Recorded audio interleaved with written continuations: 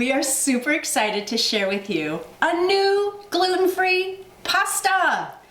Thank you, Jovial, for these manicotti noodles. Yoo-hoo! Now we get to make manicotti. That's right, so we are showing you today how to make it. Yes, we are.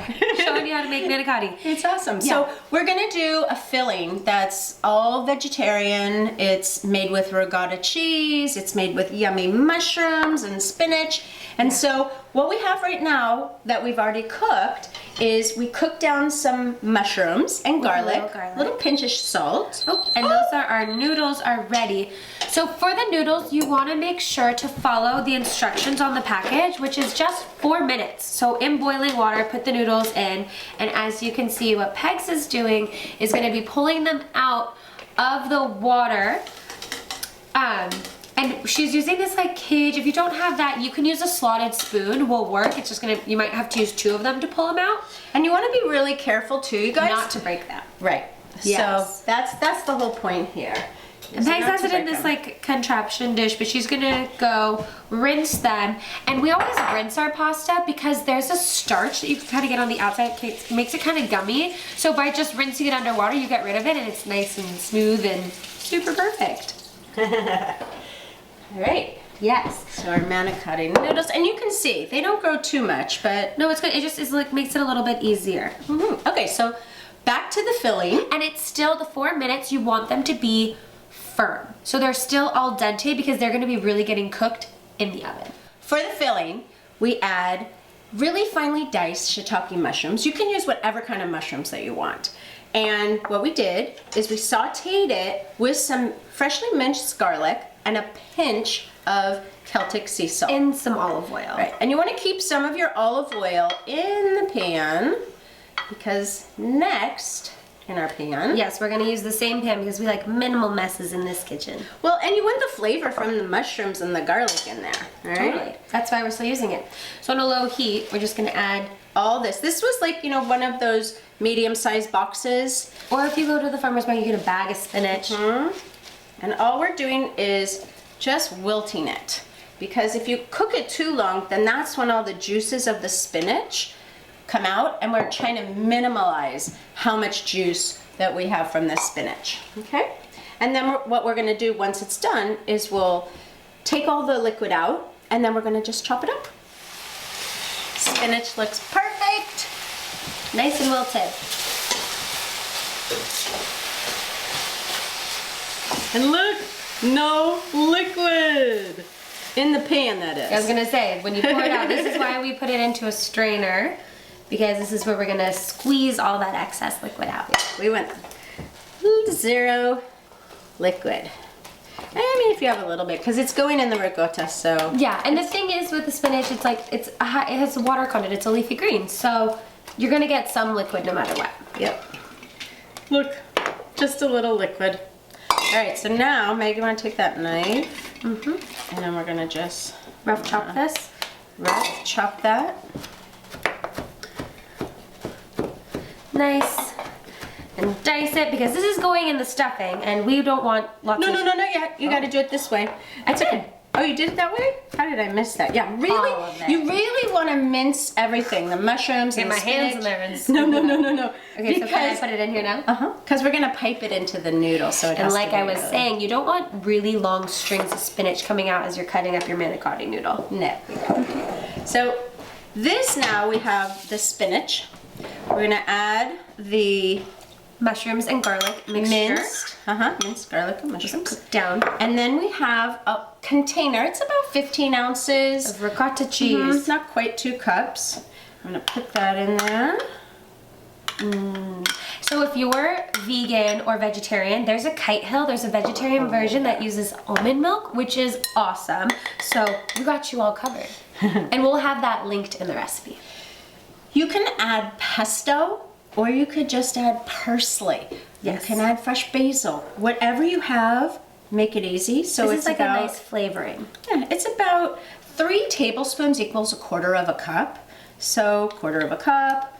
This is, yeah, wonderful flavor. And then you're gonna add an egg. I'm just gonna take and mix this egg up a little bit here. And pour that in. And then Meg, you want to add a pinch of salt? And so you're using the egg because you want it to all mix and hold together. The egg's gonna keep it stick together. And yes, and eggs kind of make things soufflé, so it kind of puffs and lightens it up. And again, if you're vegan or vegetarian and you're not using the egg, there's also an egg replacement you can use, or even you can put a little ground flax seeds in here, and that will kind of help bind it. Totally, great ideas, Meg. And then 1/4 cup of pecorino romano, a pinch of salt. We're adding a little bit of the parsley. You add the salt even though the cheese has a little bit extra salt. It does, the salt. Meg, you're so cute because Meg loves to add salt to everything. Well, I do. It enhances it even more. And it's mineralizing, but I always get, with cheese, you kind of got to be careful, with the salt, because the cheese is very salty on its own.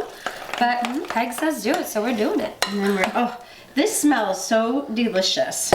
It's like I just want Honestly, to guys, have I would eat this minus the egg. I would eat this on its own as like a dip. People make regatta pie.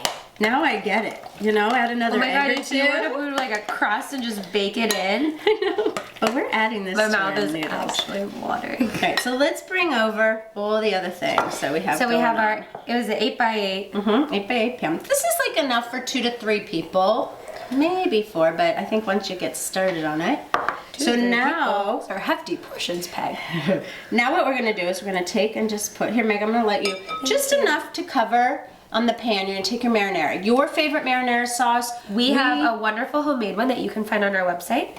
And then, so yeah, go ahead and just put that in. Okay. And then, so you're probably wondering, how the heck am I gonna stuff this guy? So, for the everyday cook that we are, what we do is we take a baggie. Because not all of us have pastry bags lying and around. Just want to cut a little bit off one of the corners. This is also a really good trick for if you're doing icings and stuff. That's what we do. It is. It can get a little messy, you guys. But it works. Guys, Pegs loves her messes. I do totally love my kitchens are for messes, Megs. Yes. Alright, so I'm gonna stuff this in here. So the key is make sure you hold the bottom, you guys, so it doesn't come out the bottom. And even so, I think the main thing with the bag is you want to get all of the liquid, like grab it by the top. And then just reverse it, and then fill it again. I want to do it so badly. Here, I'm gonna let you do the next one. Because it's so good. Here, you try it now. It's like piping icing, you guys. Yeah, so what you want to do is, see, I'm like collecting all of the stuff to get it towards the corner, and I'm like squeezing that so there's no room for it to, and you're squeezing it from the top. Holding on the bottom. You'll figure it out. By the time you get to your 5th one. To be honest, you don't even need to flip it because I feel it at the bottom, you guys. Oh. I think I'm a pro manicotti filler.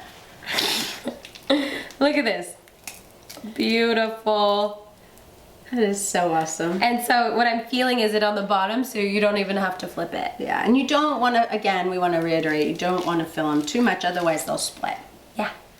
It's actually really easy and kind of fun. I loved it. It's like playing with food without getting really messy. And it's like Mario Batali in the kitchen. We might not make raviolis, but we can do manicotti. This is kind of like it. It is. It's like the inside of ravioli. It's so cool. So now what are we doing? Okay, so now we're going to take the marinara sauce and just kind of cover them all really nicely. And then you have cheese over here. What kind of cheese are we So putting I have grated mozzarella, and I have a feta, a sheep feta that we get at our farmer's market. Yeah. And then we're just going to top it with both the cheeses. And you can also use, if you have a little more pecorino romano on it, and then take a little Italian seasonings. I think I see it over there. And then we are golden. Add a little more because you want this filling. And then, oh my goodness, nice crusty garlic bread. Can you see it happening? Yes. Because you need the garlic bread. Carbs. That's right. Well, you need it so that you can deliciously scoop up all this marinara sauce. Yes. Okay.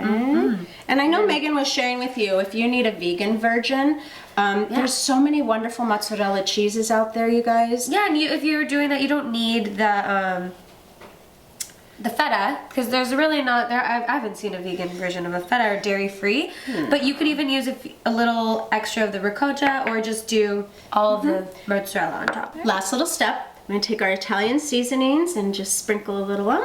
Yes, so our oven's been preheating to 350 degrees, and this is going to go in, and we're going to bake it for about 20, 30 minutes until it's hot and bubbly. Yes. Cheese is all melted. Yum. Oh my goodness, you guys, it looks so good. Beautiful. It's hot. Yum. So as you can see, it's nice and bubbly and all the cheese is melted. It's so good. I can't even talk. I'm so excited for this. All right, I had to figure out though. Yeah, which way they are. This I'll way. go this way. Yeah. Gosh, you guys. So for this full recipe, you can grab it off of Curry Girl's Kitchen.